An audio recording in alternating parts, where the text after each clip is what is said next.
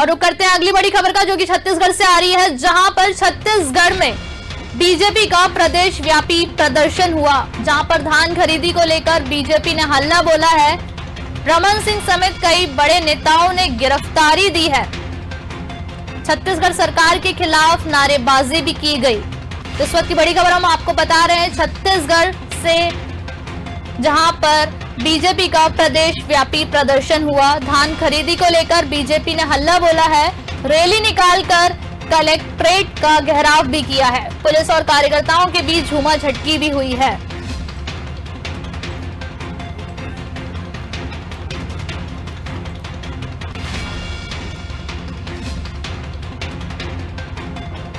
प्रदर्शन के दौरान रमन सिंह समेत कई बड़े नेताओं ने गिरफ्तारी भी दी है।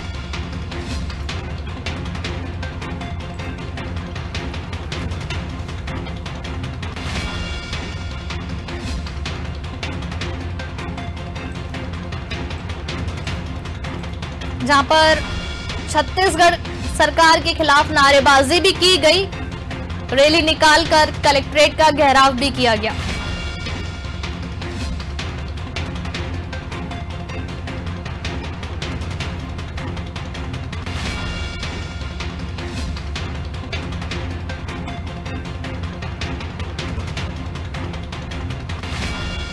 भाजपा के आंदोलन के खिलाफ कांग्रेस तथ्यों के साथ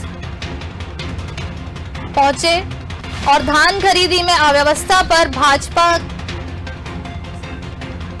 के साथ प्रदर्शन किया।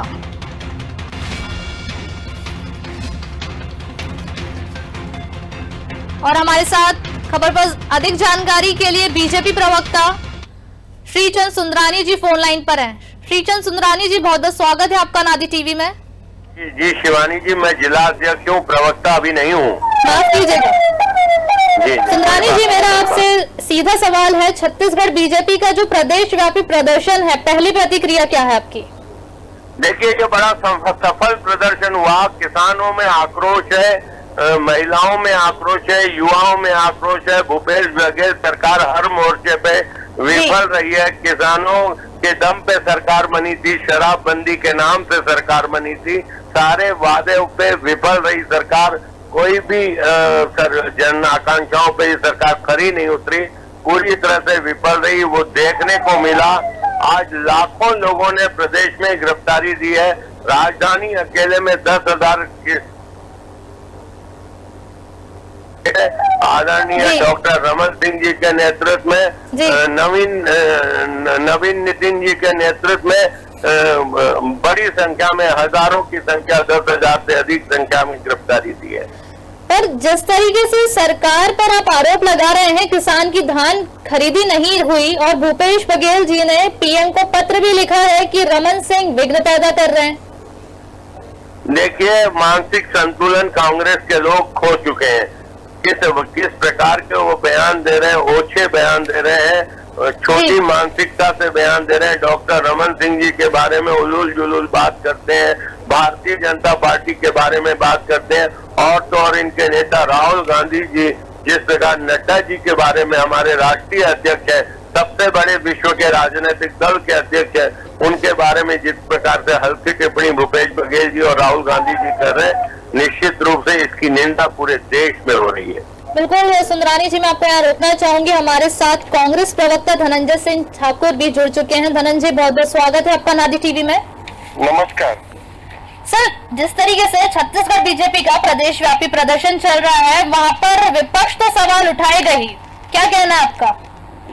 देखिए, निश्चित तौर पर छत्तीसगढ़ की जनता ने जनता पार्टी को विपक्ष की जिम्मेदारी दी है, लेकिन दुर्भाग्य की बात है, भारतीय जनता पार्टी के नेता जी जैसे 15 साल सत्ता में थे और किसान विरोधी कृत्यों में लगे रहे हैं, जी और बीते 7 साल में केंद्र भी इनकी सरकार है, किसान विरोधी कृत्यों को ही इनके द्वारा बढ़ावा दिया जा रहा है जी। वैसे ही छत्तीसगढ़ में भाजपा के नेताओं का जो पक्ष है, उनका भी चरित्र किसान विरोधी स्पष्ट हो गया है। जिस तरीके से धनंजय जी, सीएम ने जो प्रधानमंत्री नरेंद्र मोदी को पत्र लिखा, उसे राजनीतिक रहम नहीं कहा जाएगा? जी, जिस तरीके से सीएम भूपेश बघेल ने जो प्रधानमंत्री नरेंद्र मोदी को पत्र लिखा, क्या उसे राजनीतिक रहम कहा जाएगा? देखिए, देश के प्रधानमंत्री जी को एक राज्य के मुख्यमंत्री का पत्र लिखना एक संघीय व्यवस्था के आधार पर है। ये कोई राजनीतिक रहम नहीं होता है। इसको राजनीतिक रहम, क्योंकि छत्तीसगढ़ की जनता ने भारतीय जनता पार्टी को 9 सांसद दिए हैं और भारतीय जनता पार्टी के जो केंद्र में सरकार बैठी, अगर नरेंद्र मोदी जी प्रधानमंत्री बने हैं, उसमें छत्तीसगढ़ के जनता का मत मिला है, इसलिए बने हैं।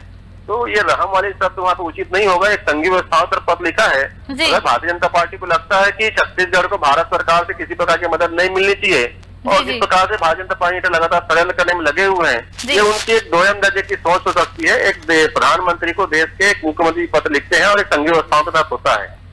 बिल्कुल धनंजय जी हमारे साथ सुंदरानी जी भी फोन लाइन पर बने हुए हैं। सुंदरानी जी, जिस तरीके से कांग्रेस कह रही है कि जब आप बारदाने नहीं देंगे तो धान खरीदी कैसे होगी, ये घमासान कहीं राजीव गांधी न्याय योजना को लेकर तो नहीं है? नहीं है। सुंदरानी जी की आवाज आ रही है? देखिए हम लोगों ने कहीं पे भी आपत्ति नहीं है ये पत्र लिखे।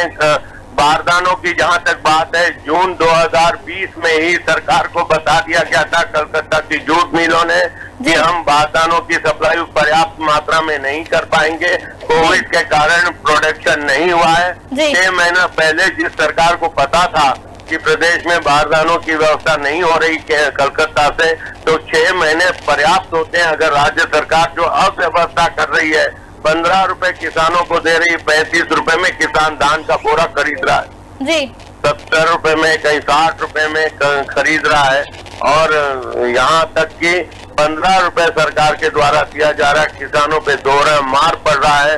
पिछले साल का भुगतान किसानों को नहीं किया गया, एक किस्त बकाया है।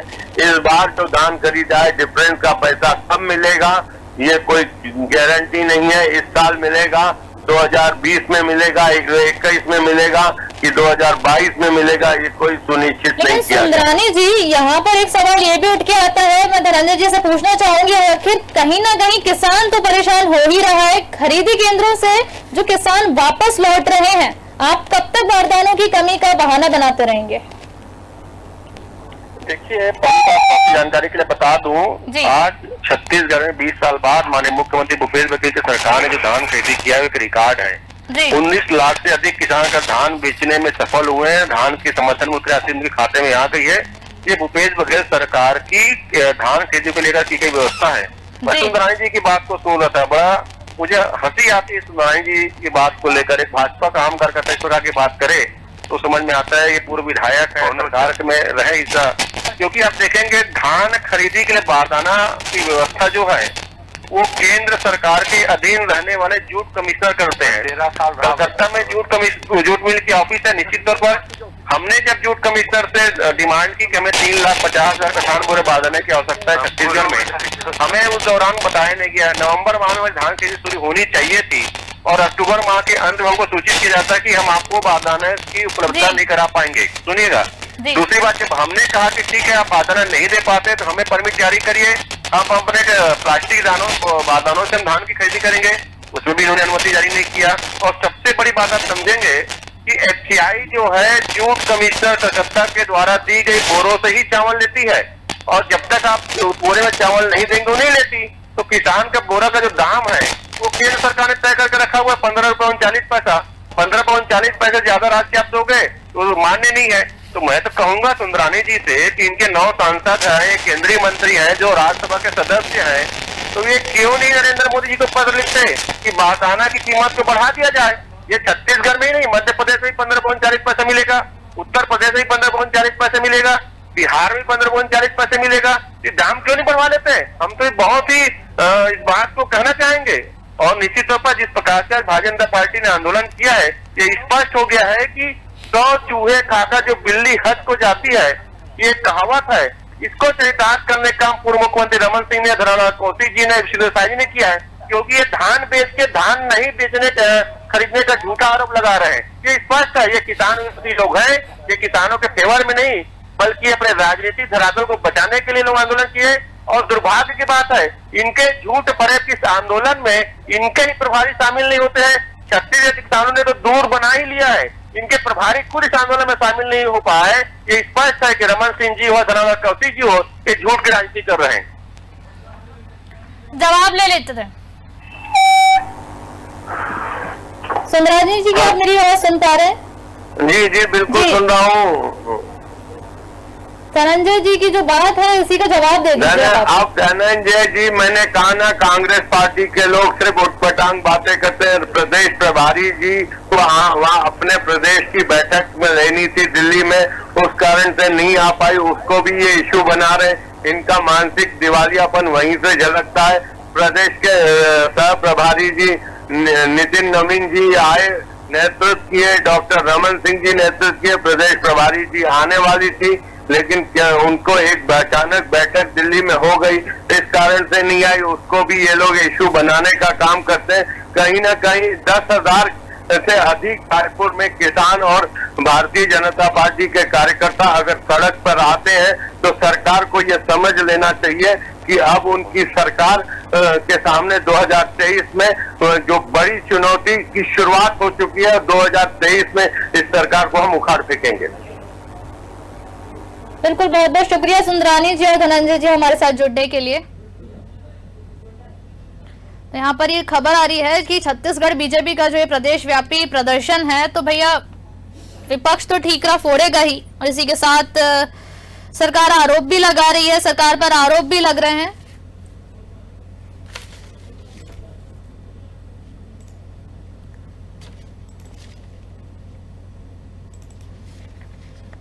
और सोचने वाली बात एक और निकल के आ रही है कि दिल्ली में किसानों का जो आंदोलन चल रहा है, कहीं ये आपकी रणनीति तो नहीं धान को लेकर ध्यान बटाने की?